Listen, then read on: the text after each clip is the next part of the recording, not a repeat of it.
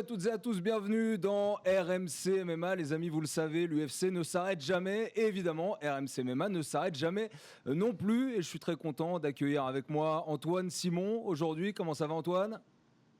Écoute, ça va super, Charles. Très content d'être avec vous aussi. Évidemment, journaliste RMC Sport, tu seras à Londres ce week-end, tu seras en bord de cage comme tu l'étais à Las Vegas, ça s'enchaîne très vite. Tu l'étais à Las Vegas pour le Jones-Gann et tu le seras à nouveau pour ce combat, la trilogie entre Leon Edwards et Kamaru Usman. Et puis, je suis très heureux aussi d'avoir Alex Herbinet du podcast RMC Fighter Club, journaliste RMC Sport également. Comment ça va, Alex ? Ça va Charles, heureux d'être avec vous aussi, avec Antoine.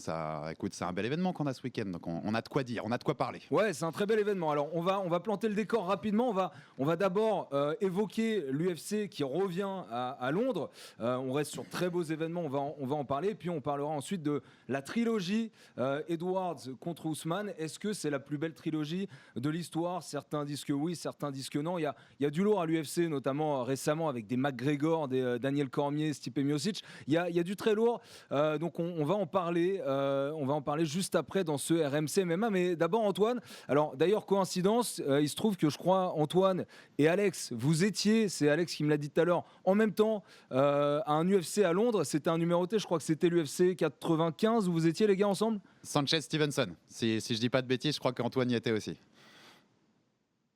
Alors, c'est possible. Maintenant, j'ai pas tous les UFC que j'avais en tête. Moi, je me souviens très bien du premier UFC Londres que j'ai fait, c'était l'UFC 38 avec Frank Mir et Ian Freeman. Donc, ça date un peu. Après, je sais que j'en ai fait d'autres. Je me souviens que Dan Hardy avait mis un KO une année. J'ai plus les dates exactes. Mais peut-être que le 95, que je l'ai fait. Si, mais je crois que c'est le 95 où Hardy met le KO en co-main.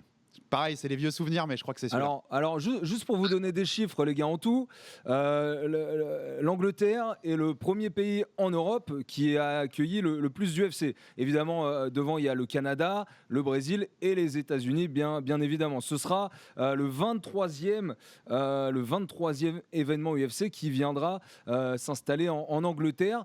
Et ce sera le 12e qui se déroulera dans l'enceinte de l'O2 Arena. Antoine, on va parler de ça d'abord parce que c'est vrai qu'à chaque fois que l'UFC vient à Londres, c'est un événement. Ça fait souvent de très très grosses recettes de billetterie, de très très grosses recettes pour les publicitaires aussi à la télé, parce que tout le monde, il y a de l'engouement autour des UFC à Londres. La dernière fois qu'il y a eu un UFC numéroté à Londres, c'était il y a 13 ans. C'était un Bisping Akiyama, c'était l'UFC 120.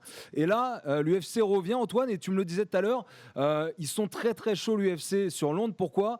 Parce qu'en 2022, il y a eu 2 UFC qui ont été organisés à l'O2 Arena, notamment l'UFC Fight Night 204 avec en tête d'affiche Volkov et Aspinall. Et celui-ci a été une telle réussite que ça y est, l'UFC se décide à revenir à Londres et en plus pour un UFC numéroté.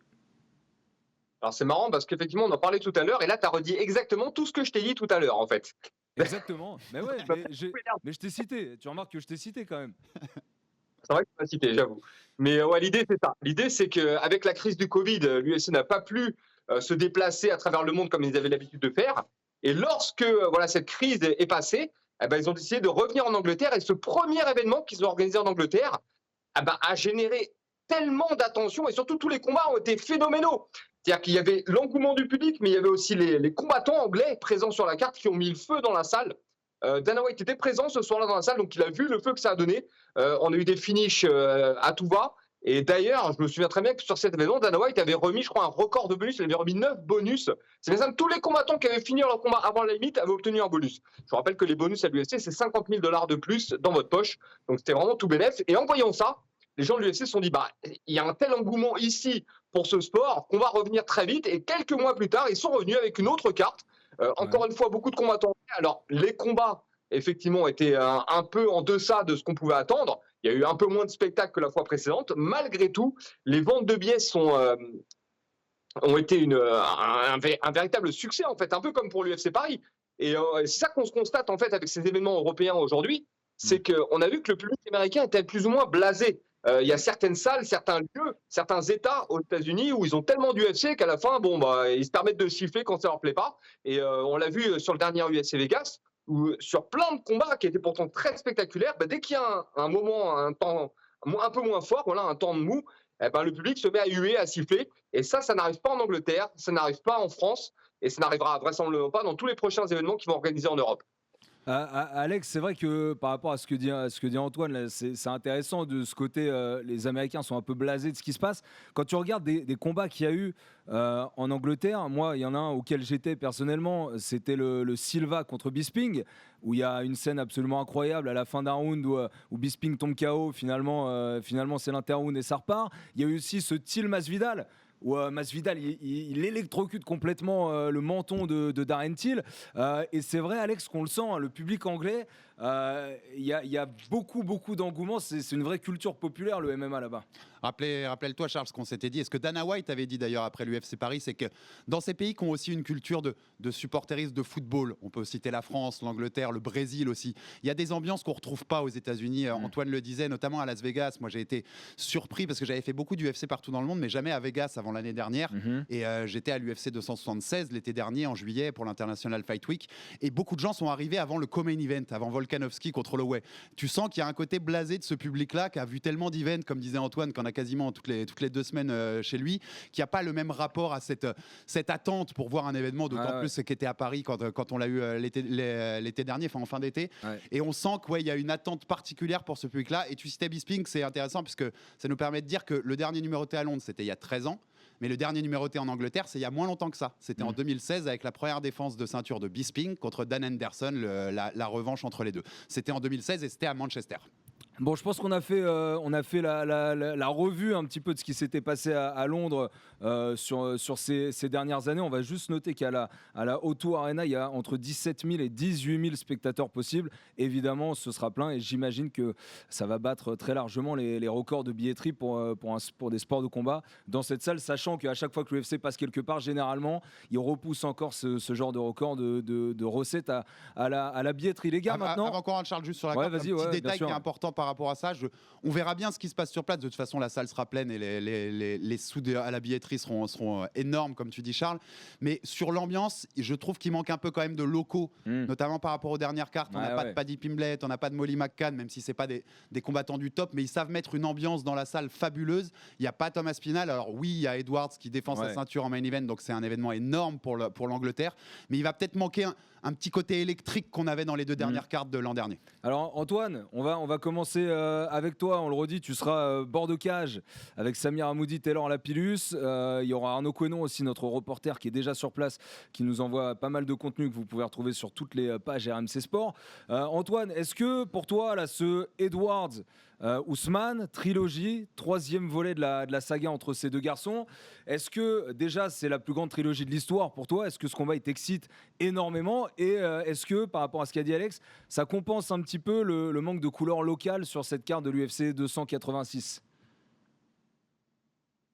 C'est marrant parce que je me suis fait la même réflexion qu'Alex au sujet du nombre de combattants anglais qu'il y avait sur la carte. Alors il y en a quand même beaucoup sur la carte préliminaire. Beaucoup d'anciennes stars du Cage Warrior, notamment. Je vous rappelle que le Cage Warrior tiendra un événement dans cette même salle la veille de l'événement. Donc ils surfent aussi sur la vague UFC. C'est très malin de leur part. Et d'ailleurs, on pourrait suivre le Cage Warrior aussi sur RMC Sport la veille, le 17 mars. Et donc beaucoup de stars anglaises, on va dire, sur la carte préliminaire. Sur la carte principale, un peu moins.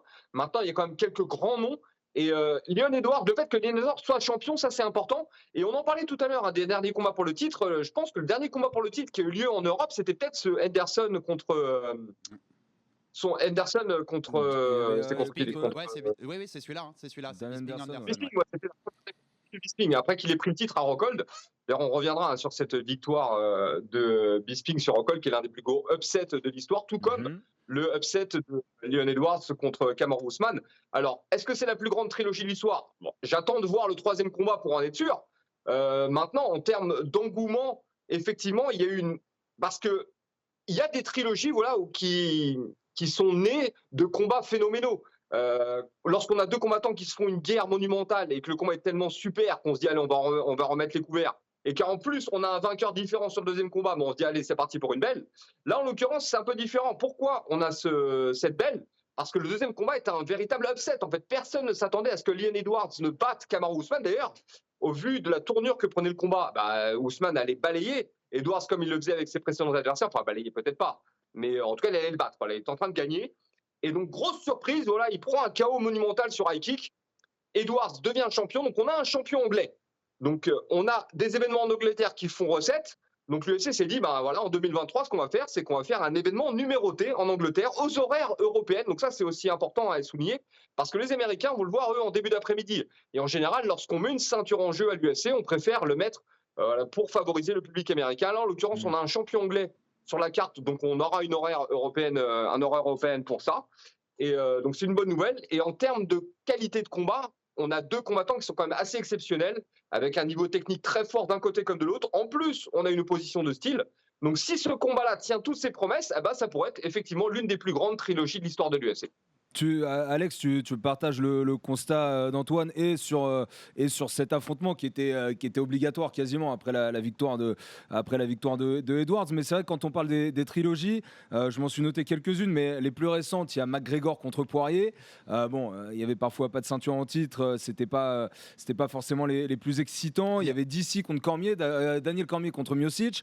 Et puis sinon, il y a du Payne contre Hughes, il y a du Griffin Ortiz, Velasquez Junior dos Santos, Couture Belfort et puis Georges Saint-Pierre Hughes. Est-ce que, Alex, pour toi, cette trilogie Edwards-Ousmane, on peut la mettre dans le panthéon de ces trilogies qui ont eu lieu dans la cage de l'UFC ?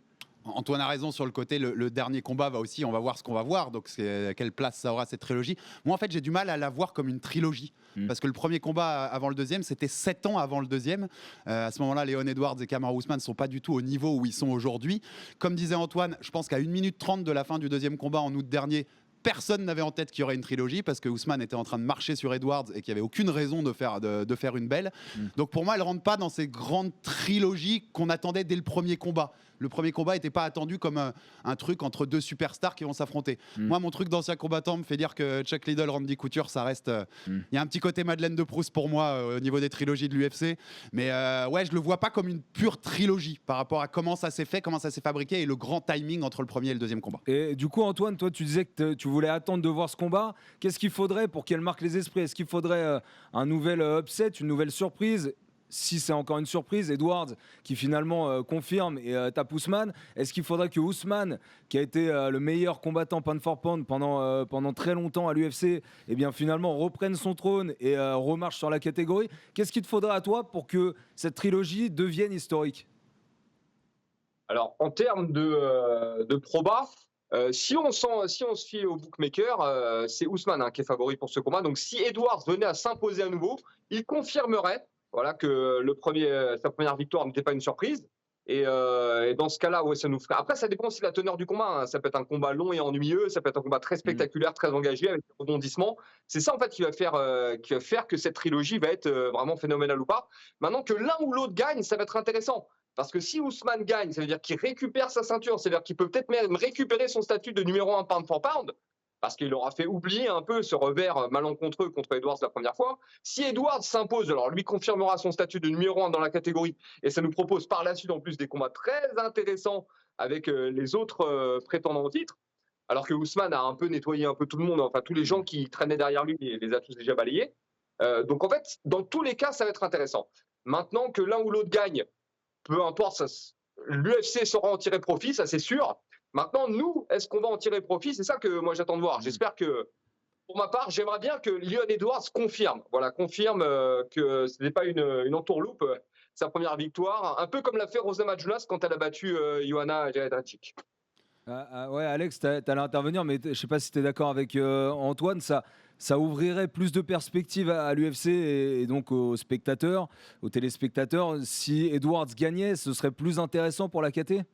C'est toujours pareil, c'est toujours les problèmes à l'UFC comme ailleurs, dans d'autres orgas, c'est que plus un champion est dominant, plus il est impressionnant, plus on aime le voir, mais plus ça devient, entre guillemets, je mets les guillemets, chiant en fait, parce qu'on manque de match-up, parce qu'on manque d'opposition. Surtout peut-être avec le style d'Ousmane, on a déjà fait les combats, déclarés comme étant chiant pour certains, quoi. En effet, donc je pense qu'en effet, Edwards offrirait plus de possibilités, de nouveaux match-up qu'on n'a pas vu avec la ceinture en jeu.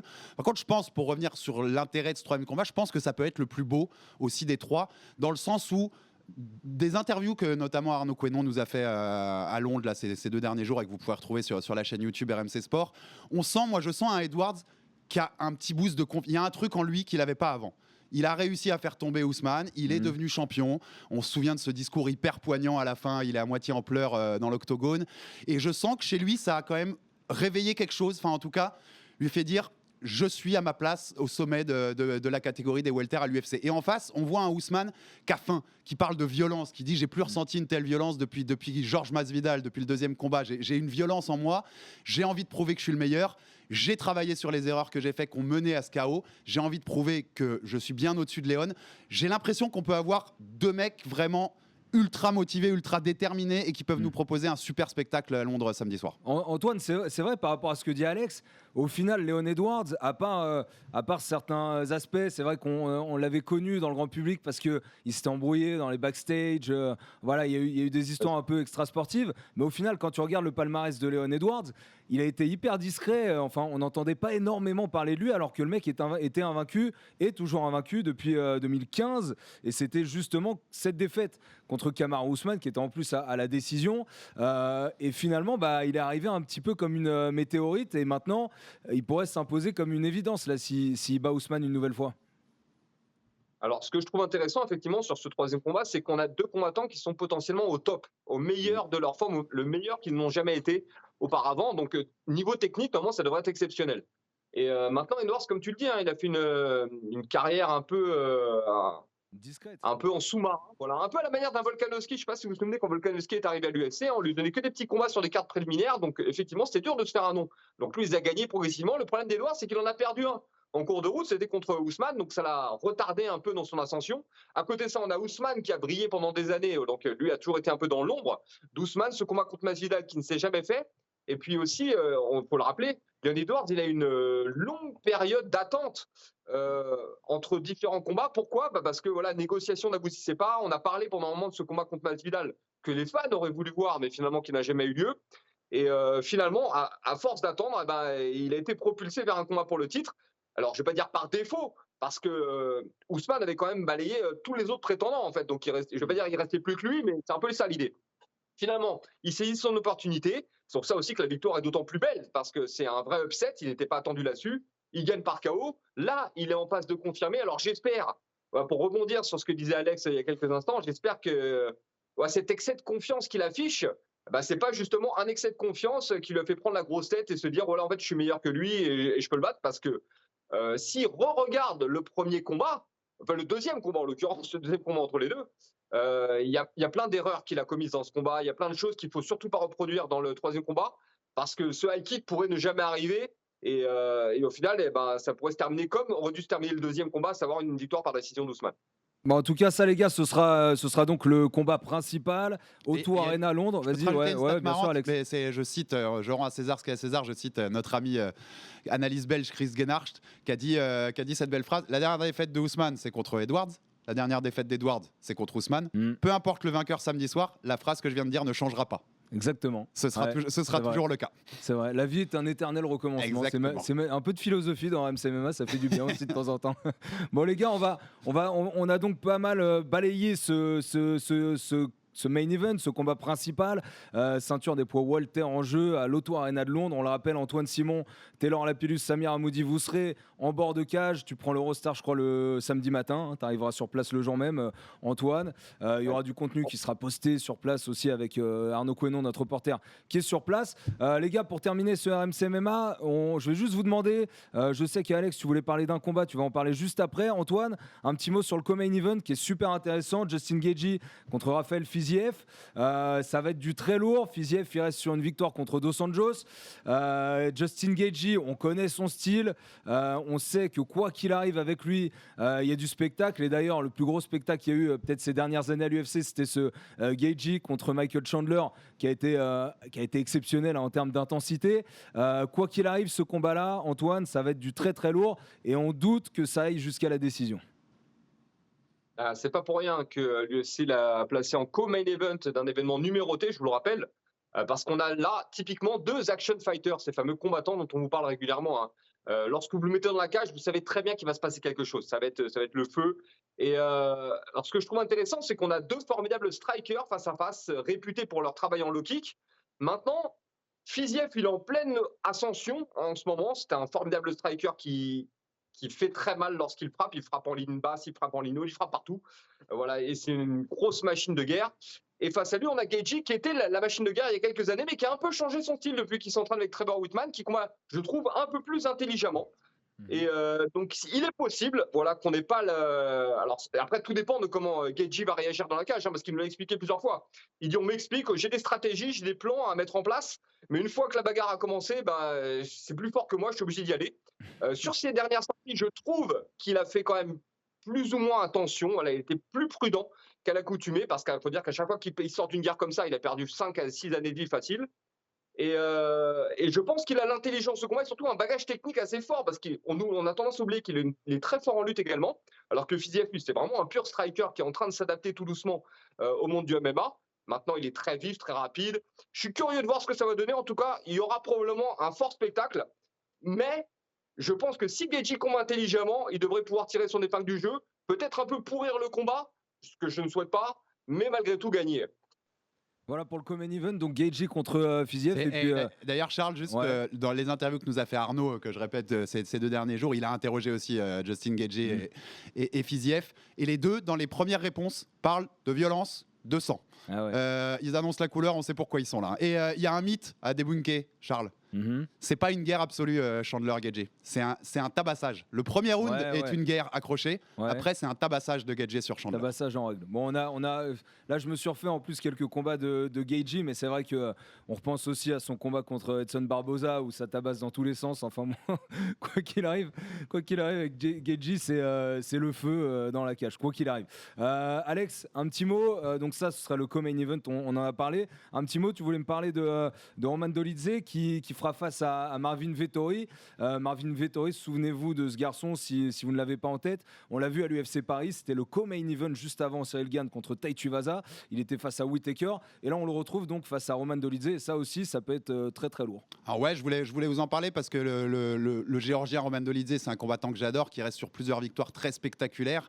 La dernière sur Jack Hermanson et c'est un peu, il y a une frustration chez nous parce que la trajectoire de Dolidze depuis un an et demi, c'est ce qu'on aurait voulu voir faire Nassourdine Imavov, c'est-à-dire c'est grand P, rentrer dans le top 10, avoir ce combat contre un top 5, c'est exactement ce qu'on aurait voulu voir et on espère pour Nassour que ça arrivera dans les mois à venir.